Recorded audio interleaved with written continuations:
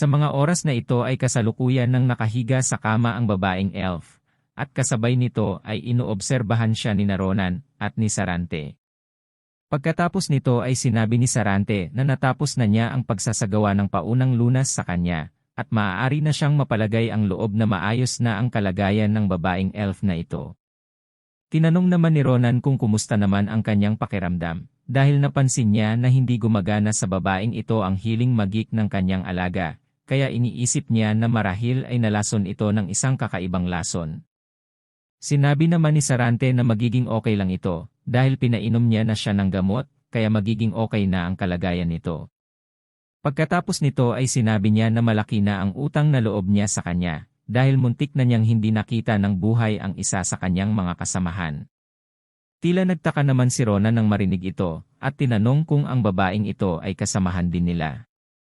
Kinumpirma naman ito ni Sarante at sinabi na tama nga siya, dahil ang babaeng ito ay isa rin sa mga tagasunod sa mundong ito. Binanggit pa niya na sa isang banda ng kanilang buhay, ay isa ito sa may pinakamataas ang paniniwala sa kanilang Diyos. Kasunod nito ay sinabi ni Sarante na hindi nila alam kung paano pa niya mababayaran ang mga utang na loob niya sa kanya, lalo na ang pagliligtas nito sa babaeng elf. Napakamot naman sa ulo si Ronan, at sinabi na hindi na niya kailangang palakihin pa ang bagay na ito, dahil para sa kanya, ay wala lang iyon. Pagkatapos niyang sabihin ito ay biglang naging seryoso ang mukha ni Ronan, at nakiusap siya kay Sarante na sabihin sa kanya kung sino ang tinutukoy ng babaeng elf na nagtatangka sa kanyang buhay. Sandali namang natahimik si Sarante, at makalipas ang ilang sandali ay nagtungo na sila sa malaking bato, at habang nasa harapan nito ay sinabi ni Sarante na hindi niya alam kung ano ba ang layunin ng mga taong iyon, at ang tanging nalalaman niya tungkol sa mga ito ay isa silang uri ng mga mananamba ng isang hindi kilalang Diyos, at ang mga ito ay nagsasagawa ng mga masasamang bagay na kahit siya mismo ay hindi makapaniwalang magagawa ito ng mga iyon. At habang ginagawa nila ito ay tinatago rin nila ang kanilang tunay na pagkakakilanlan, at tinatawag nila ang kanilang grupo na Nebula Gladier. Matapos namang sabihin ito ni Sarante, ay labis na nagulat si Ronan, at tinatanong kung ang mga taong tumatarget ba talaga sa kanya, ay ang Nebula Gladier. Kinumpirma naman ito ni Sarante, at sinabi na gaya nga ng inaasahan niya kay Ronan ay narinig na niya ang tungkol sa kanila.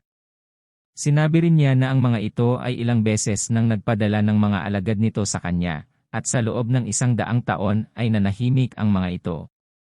Kaya naisip niya na marahil ay sumuko na ang mga ito, ngunit ang kaisipan niya palang ito ay mali, dahil sa ngayon ay nagsisimula na namang kumilos ang mga ito. Nagalit naman si Ronan nang makita niya na nakangiti pa ito, habang ikinukwento ang mga bagay na ito, at sinabi na hindi ito isang bagay na nakakatawa. Sinabi pa niya na kailangan na niyang umalis sa lugar na ito, at isasama nila siya patungo sa akademya. Mariin namang tumanggi si Sarante sa ideyang ito, at sinabi na hindi niya maaaring iwanan ang lugar na ito, kung saan nananatili ang mga kaluluwa ng kanyang mga kasamahan. Binanggit pa niya na kung aalis siya dito, ay ang tinitirhan ng isang iyon ay malalagay sa panganib, at hindi niya ninanais na mangyari iyon. Pagkatapos nito ay tinapik niya ang balikat ni Ronan, saka sinabi na kailangan na niya at ng kanyang mga kasamahan na umalis sa lugar na ito, dahil hindi rin niya ninanais na madamay pa sila sa hindi mga kinakailangang panganib. Saka sinabi na sana ay nauunawaan niya ang kanyang gustong sabihin, malungkot namang sumang-ayon dito si Ronan. Makalipas ang ilang sandali, bago umalis si Ronan, ay sinabi niya kay Sarante na hintayin niya siyang bumalik, dahil magsasama siya ng ilang malalakas ng mga kasamahan para tulungan siya sa kanyang problema.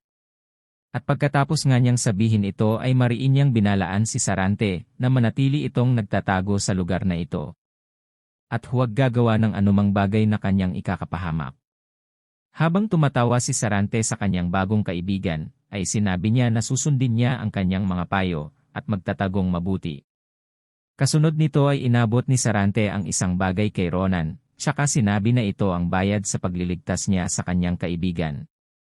Nang makita naman ito ni Ronan ay napansin niya na isa itong singsing, at nang makita ni Sarante ang pagtataka sa kanyang mukha, ay sinabi nito na isa itong item na ginagamit para makapasok sa loob ng Magic Tower.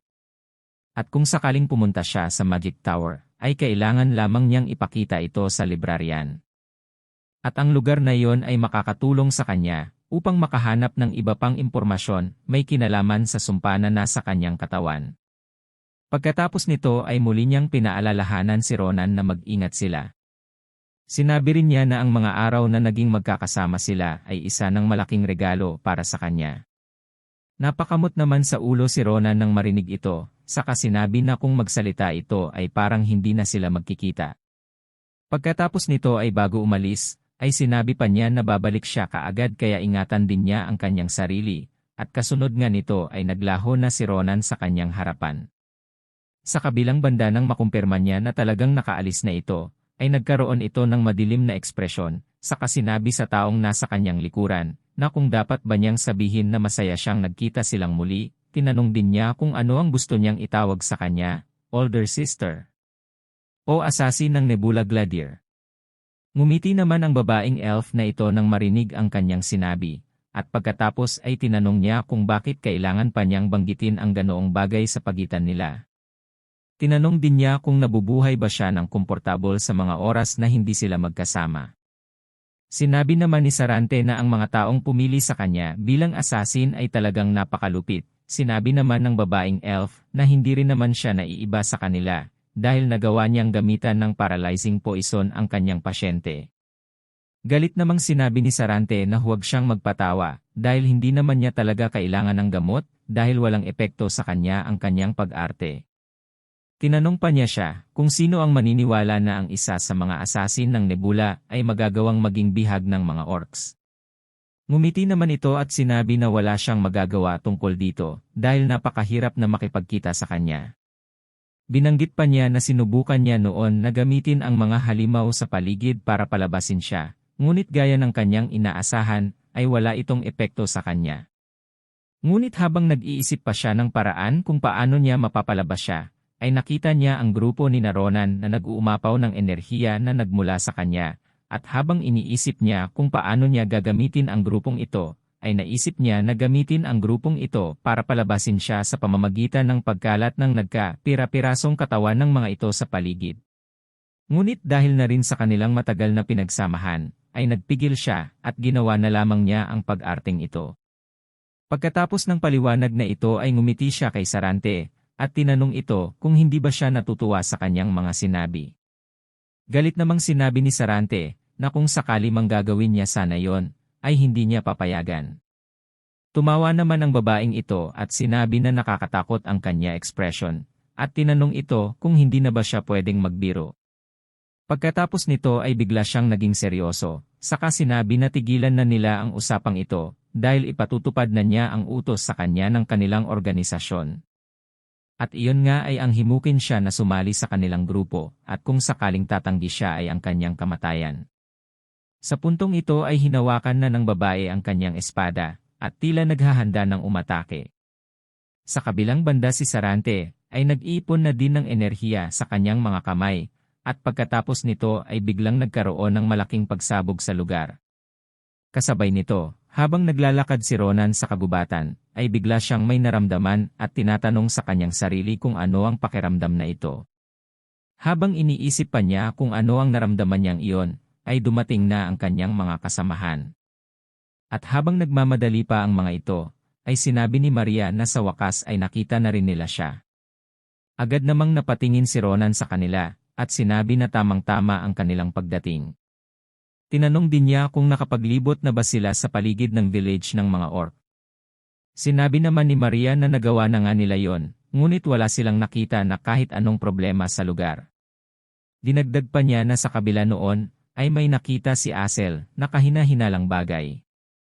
Nagtaka naman si Ronan kung ano ito, kaya sinabi ni Asel na hindi pa nagtatagal bago siya umalis, ay may nadiskubre siyang kakaibang marka sa mga bangkay ng mga orc.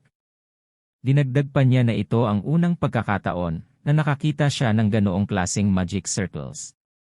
Matapos marinig ito ay lalong naguluhan si Ronan, at tinatanong kung anong klaseng magic circles ang kanyang sinasabi.